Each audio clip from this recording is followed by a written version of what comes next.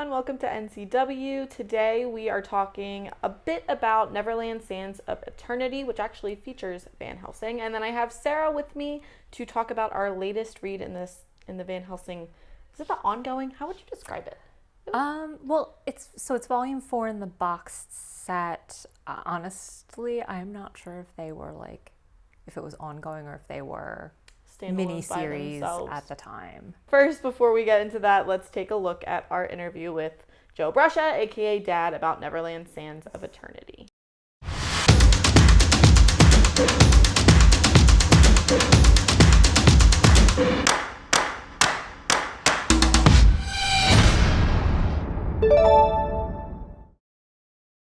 Neverland Sands of Eternity. Time is running out for Neverland. Eternity, Father Time's relentless enforcer, arrives to erase the realm from existence, unleashing the unstoppable Time Reapers. As chaos spreads, Samantha Darren, Liesl Van Helsing, and Carmen Alexander join forces with an unlikely ally, Pan himself, to fight back. Story by Joe Bruscia and David Wall. Written by David Wall and Joe Bruscia. Artwork by Alan Otero, with colors by Gross Dieta and Max Flan Arujo. Letters by Taylor Esposito of Ghost Cliff Studios, edited by David Wall, with production and design by Christopher Cote. The Grimm universe was created by Joe Bruscia and Ralph Tedesco. Cover A is by Igor Vitorino and Ivan Nunes. Cover B is by Jordi Tarragona and Ivan Nunes. And cover C is by Riviero and Elenia Di Napoli. Neverland Sands of Eternity, which I know is part of the end of the Grimm universe, yes. David Wall is writing this one. Okay. Nothing good is going to happen in this issue, let me tell you that. Why you a lot of death and all the destruction. things that, it's all the characters I like, I think. I liked Neverland. It was one of my favorites. Look, we got to evolve. We're moving on. The realms are getting destroyed. Van Helsing, Samantha, and one of the Musketeers, Carmen, goes to Neverland to try and stop Eternity, who's Father Time's henchman, from destroying the realm. Is Eternity the purple lady? Yes. So they go there, and there's they obviously get involved with Pan, who's trying to retake over Neverland, and that's all I'll really say. Is Hook but it's there? What about Hook? Hook ain't there no more. Nope. Did Hook die and I missed it? No, he's not dead. He's just living his best life. Yeah, he's living his best else. life somewhere on Earth, so he'll be okay. Okay, all right. Yeah. Anything else? How do you Van feel Helsing's about brother is there. She has a brother?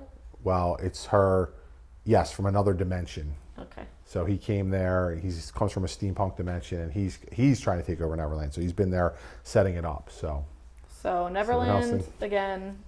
How do you feel? About destroying all these things that you cultivated? Great. I feel so good about it. I'm gonna be honest with you, and I blame Jen Bermel for this. She's our business development person, and she's been with the company a long time, and she's also Alex's aunt. I like how you gave me ownership of her, yes. that she's your sister-in-law. I was going to end Grimm Fairy Tales at 125, and we ended it last time. And she talked me into keeping it going and keeping all this stuff going.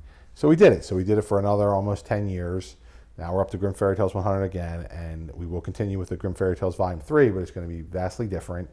I just think you can only do so much with fairy tales. The characters are great. There's characters that we'll keep, but I just think it's time for a fresh start. So I am ecstatic to be blowing up realms and destroying my I feel babies. like this is a good way for you to get out some of your just general rage.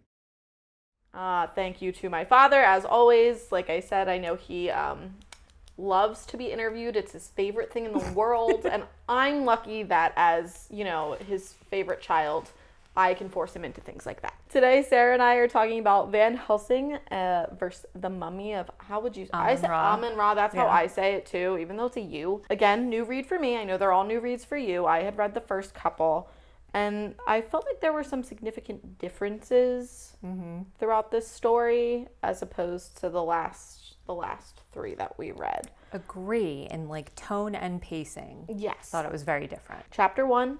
All spoilers ahead, again, as always. Some major. I'm real salty with this one, guys. I'm real salty. And Sarah and I now apparently have to do some supplemental reading. Which, I already did the supplemental. When I got 3 pages in and saw the big spoiler. I just powered through. I was like, well. Yeah. I was like, no, because at first with the major spoiler that has completely ruined my life. I was like, why do I even want to read now? I don't care anymore. So I went into the supplemental reading and then was very disgruntled. Before we get into our major spoiler, I do want to, again, I feel like we talk about Pat Shan's humor and how it's realistic.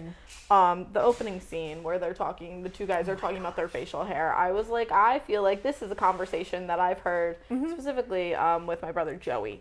He's got this horrible mustache right now. I keep trying to get him to get rid of it. He's got a mustache. It's not a good look for him. So if you would like for Joey to get rid of his mustache, please comment, Joey, get rid of your mustache, and I'll send him screenshots. I know you haven't seen The Mummy, right? We talked about that last time. I have not seen the Brendan Fraser Mummy. The whole time, that's what I was picturing. Like, I don't know why, but that's where my brain goes. The stone mummy guys, the goons, whoever, reminded me of the really fast ones. There's a scene where they're running along the sides of buildings, and that's what I pictured when I was looking at them. And they seem to take over. It looked like a museum, like they were night guards in a museum. And they take over this museum so that a female antagonist. This was our first, I guess you could say, what was Shelley? Was Shelley the name of the wife in Frankenstein? Oh, she was like a little bit, but like not a like intentional antagonist. Yeah, like she just was going. She wasn't a villain. No, she just was part of the problem. This is like a real legit antagonist here to F shit up and ruin everyone's day. So yes, but she's very mysterious at first. Don't know where she came from, but she looks fabulous. She does. And she's already got like her villain lair decked out. Oh yeah. So it was very impressive. And she's committing sacrifices. So step one to being a villain, sacrifice. Liesl is working with the police, which I thought was we hadn't seen yet. Yeah. She was. Yeah, she's been so solo, just very loner on her own. But now she's got some friends. But the big thing, so when Sarah approached me, because she read before me, because I was slacking, she goes, someone died and I'm so upset. And I went, the Steward of Rome? That was my first. Never forget you, Steward. But no. Our big spoiler is that in between volumes 3 and 4, number 1 book boyfriend Hades tragically killed. Which again, as I was reading, because at the end, we're skipping a little bit, but she's doing that self-reflection and like that. And like a whole big plot point in the last one was that he was going to outlive her. She was going to die before him. She was going to get old. They just needed to enjoy their time. And it was like the first time she was really fully committing to it. And she was okay with it. Yeah. And that was stolen. So, and she's like deep in her grief. Oh, she is. When we're introduced in this Which volume. I think also kind of maybe is part of the reason for that pace change and this difference in the storytelling. Because she's not her normal, calculated, plan ahead, always she's got an looking for idea. distractions. Yeah, she's like... Yeah. And she even says that at one point, give me something to focus on. Which is, again, real sad. And we talked about that during the last one, too. Grief does weird things to people. Sometimes it makes you turn your husband into a monster. Other times it makes you go fight mobsters. Team up with the police. Yeah. I did also, again, they bring up my bestie Robin. She's always my favorite.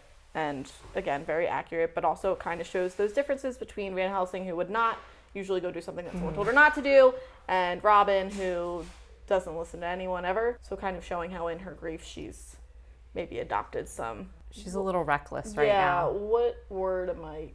Impulsive? Not impulsive. Self-destructive. Rash? Oh, okay. Self-destructive behaviors. Yes. Definitely. Which is... normal in that situation. Especially if you had a crossbow. I feel like if I had these really cool weapons, I'd be much more likely to be self-destructive.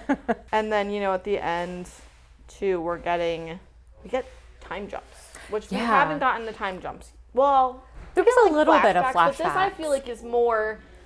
dual timelines. We're seeing the story develop in dual timelines. Yes. But it is the same artist, Roberta Ingranata, who did the flashback art. Okay. And I really love the flashback art. It's probably one of my favorite things about this volume. It was fun. It was pretty. I mean, most of our interior artwork Yeah. is always pretty, but, you know, maybe I'm biased. Or, again, as we've discussed, I can't draw. So I'm just always amazed. And we get to see the mummy. And the mummy is gross looking. Yeah. Again, reminds really me of... great creature design, Yes. though. Like another one where we really kind of nailed that Yeah. monster aspect. So that's our first chapter. You know, I feel like we got a lot of information Yeah. in that first... Yeah, kind of like setting, here's all the characters that we're going to be introduced to. These are sort of the major points that we're going to dive into more. And R.A.P. Shadow Daddy Hades. So, I'm not happy, guys. I'm not No. happy. but, you know, he is the god of death, so Yeah. maybe he'll make a reappearance. I don't know. Like I said, I haven't read this far yet, so... If not, I know what we're pitching your dad for next year. Dad, we need it. Romance as a subplot, always. The names for these chapters, too, kind of made me laugh a little bit. Like, they all, at least 3 of them sounded like song titles or lyrics to me, and maybe Oh, they yeah? were, and I just, that went, which is possible. I mean, I know the first Sometimes Friend Before It Ends was in the beginning, you know, someone, like a punk rock singer gets murdered, and that's one of the lyrics. But, like, Reprehensible Liesel, like, I'm like, my poor girl. Like, I just feel bad for her. Mm-hmm. I just, she's going through it, which also, too, and this is one of the, like, she jumps in a lift with these 2 frat bros That was really funny. to try and, you know, again, because she's not listening to the police officers. She didn't listen to her commissioner bestie. She went to find the mobsters that she was told to leave alone. And she doesn't have any way to catch them. She's not a police officer. So she hops in a lift with these 2 frat guys who are on their way to the club. And they're like, you can stay, but you have to pregame with us. So she's drinking from a flask prior to going to fight mobsters, which I don't know about you, Yeah. but, like, I would, you know, not trust myself. Actually, maybe I'd be better at fighting people while drunk. Not with a weapon.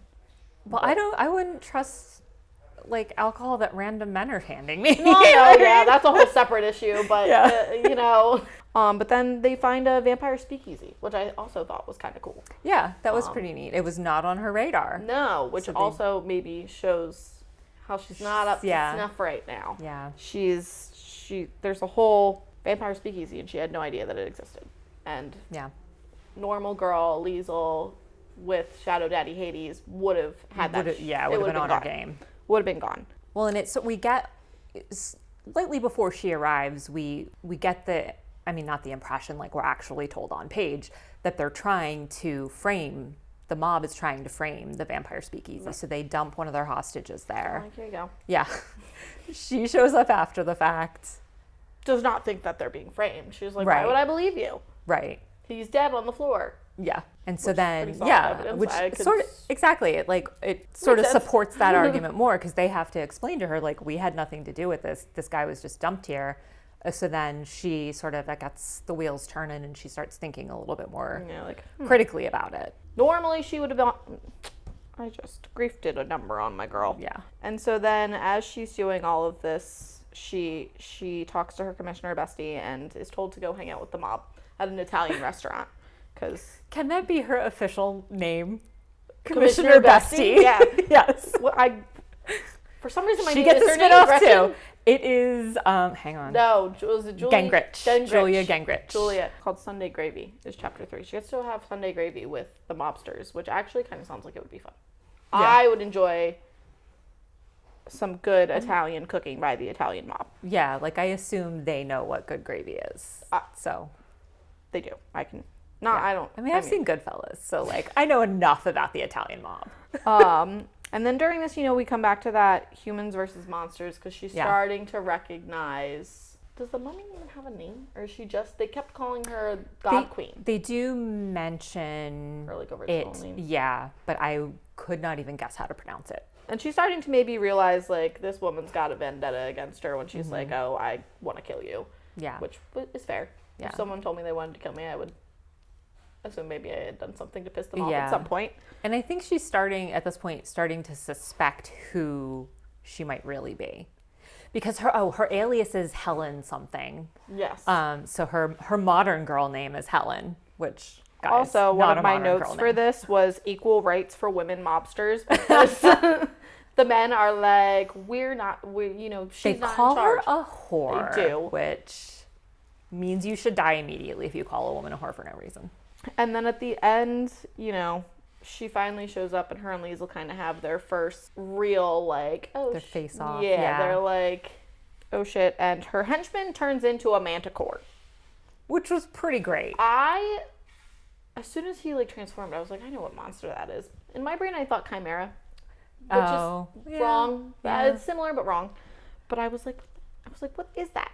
Thank you, Pat Chan, for telling us, because if I just had to guess sometimes, I mean, I guess having your imagination is cool, but, like, sometimes I just want answers. Yeah. I just need to know. Yeah. For my own sake. And just another case where the art is fantastic. Oh, yeah. Manticore looks amazing. Yeah, he was pretty creepy. Yeah. Our next chapter is How I Learned to Travel Through Time Like a Ghost. And my only note for this one was poor Liesl, all her friends die. Literally just, I feel like she just always gets left alone. And that's so sad to me. I mean, I guess that it's just a meditation on the human condition in general, like where we watch our friends die. Not to get too melancholy, but like, yeah, that's part of being alive, is that you're gonna watch people you love die. Take me out first. Yeah. Put a pillow over your face. Please take me out first. Yeah, and so she's, we watch her in our flashbacks. We watch her friends get viciously murdered by mummies one by one, except for Valencia. Valencia does not die. But arguably, if you ask me, I think I would choose death over mummy mind control. Yeah. I don't think that I would want to be mind controlled. Yeah, that's not really a great fate. No. Either. No, because then you're doing all these things and you don't even get to say. Mm-hmm. That's all I had to say about that chapter, was just poor Liesl. Poor Liesl, Always poor Liesl. And then this was one of the other ones that I felt like was a song lyric. Take over the breaks over. Like, that sounds like it's from a song. If it's from a song, please let us know. Like, am I crazy? No, it does sound lyrical. Yeah. Oh my God, it's a Fall Out Boy song. Are these all emo songs? Did Pat Chan fill this book with emo songs? You said 2007, 2017. Okay. We're going to do some research. I am, because I'm mad that I knew that it sounded familiar. But chapter 5 was relatively short, I felt. And more fighting, as always. But Liesl gets trapped in a that was pretty sarcophagus. Gruesome. And yeah. I'm not like I don't get scared of small spaces, but I would not enjoy it. Well, I don't think anyone would enjoy it, but Yeah, I mean, it's sort of, and it's interesting that's, I mean, I guess it's not interesting, it's payback. We get a little bit more history with how Liesl thought she had destroyed the mummy in the 1800s, which was setting her on fire and then putting her remains in the sarcophagus and dropping it in the ocean. Spoiler, she's not really dead. Nope. And she decides that she's going to get revenge on Liesl in the same way. So she is... thinks Liesl's dead. Does not drop her in the ocean, though, and that was probably the mistake. Yeah. She didn't That would have done the trick. Job. She only went 75% like, through her plan. Don't just leave her behind. I mean, I guess she assumed she would burn to death in the fire. But her little Liesl's vampire buddy, Carmilla, was there to save the day. Yes. And actually, Carmilla was a fun character. I liked her. She's like a vampire that's trying to live on the straight and narrow. Yeah, like she was like, well, if I am good, then like you guys can't bother me. Like, what are you going to do? I'm not doing anything wrong. Leave me be. Yeah. Which is fair. Makes me think of like the Twilight vampires. When they ate the animals instead of the people. Yeah. All right, we're on the last chapter. Liesl gets nursed back to help a little bit. And we get, again, some self-reflection on all the things she's done, all the things she's seen, everything she's lost, which, again, a lot. My girl has lost a lot. But we also have her with these people that support her. And she shows up in this really cool new, like, I don't want to call it armor because half of her body is still exposed. So it's not armor. Just a cool it's like makes new me think of like suit. a video game armor. Yeah. Like that's like it in the video game it would have high defense, but it doesn't cover much. So I don't understand the logistics of that. But that's how It does some cool stuff though. It does though. And they have their big giant Big finale. Yeah. as they always do. Liesel is Yeah. victorious. But so to me, the interesting part of that last chapter was the mummy gets the upper hand briefly and sort of has Liesel under her thrall and immediately tries to like win her over with visions of Hades, which was sad, trying to like get her to just stay in the dream state forever. And I guess she would just keep her under her thrall and she would forever. just get to hang out with Hades for the rest of her life, Yeah. which is what she wanted. But that shows the Yeah. character growth, Yeah. because I think Liesel at the beginning of this story might have been content to just... I don't know. I don't think she would have, because it's obviously not the real guy. No, Liesel decides that she does not want to live in this fake world, even though, you know, maybe real life right now is not that great. She's got a thing. She's got to do the right thing. She's got to do a job, Yeah. and her job is to keep people safe from gross mummies. Who I liked the art too. I think it might have been in chapter 5, where she's like part, like she looks part stone, and Sim Yeah, also she's like loves necrotic. Yeah, As she decays, I guess she has to take those sacrifices to like rejuvenate. So that's really cool. Like when she starts to decay and like half of her is creepy mummy and half of her is beautiful Helen alter ego. I think that is cool. Yeah. Also, side note, I like Liesel's fun stockings Yeah. on the cover here. New look. They seem... I mean, I'm not a stockings girl, but if I was, I'd definitely wear it under shorts. And then we get, again, that...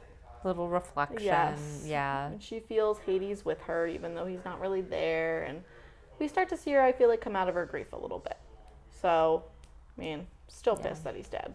But Yeah. maybe there's hope on the horizon for Liesel. Well, another thought there is I think it's in chapter 1, the first time she goes to meet with Commissioner Bestie. The commissioner apologizes for not having checked up on her since Hades' funeral.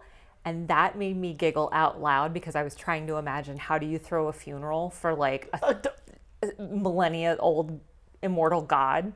That like, who do you invite to that? I do remember there being panels at the end where everybody was in all black, so maybe that was the funeral. So the next read is Van Helsing versus the Werewolf. I'm intrigued by this one because I always thought that came before the Mummy of Amun-Ra, but clearly I was dumb. And it's by Chuck Dixon, who didn't he do Batman? Did I make some of that up? No, you did not make that up. I did not make that up. He's a pretty big deal. I've never read anything by Chuck Dixon, even though I do love Batman. So I'm intrigued to experience something new. Though I am sad to see Pat Shand go. I know he revisits at some point later on with some one-shots for her, but... Yeah, it'll be interesting to read Liesel interpreted by someone else. That is accurate. Yeah. I do always like change and character development. And I feel as if now that we're starting this healing journey, maybe we'll get a good amount of character development. Or she'll just keep killing everybody. I think it's going to be both. As always, thank you, Sarah. Thank you for having me. Hanging out with me and talking books. Van Helsing versus the Werewolf next time. All right. Sarah, you want to say bye to your fans? Bye. Love you guys. As always, thank you for joining us today on NCW. Our upcoming live events, we will be at Hershey Comic Con 7/19 and 7/20, subject to change. I'm trying to make sure that Noah doesn't stress himself out prior to San Diego, because we go to San Diego 7/23 to 7/27. Side note, it is right before my birthday, so come wish me a happy birthday if you'll be there and see all of the cool stuff that we're going to have. We have a lot of fun products this year. And then our upcoming virtual events, our Beach Blast VCon is on 7/11, and our VIP Q3 Summit is on 7/31. So busy July for us, mostly towards the end of July. We hope to see you at some of our events, and I hope you have a fantastic rest of your week.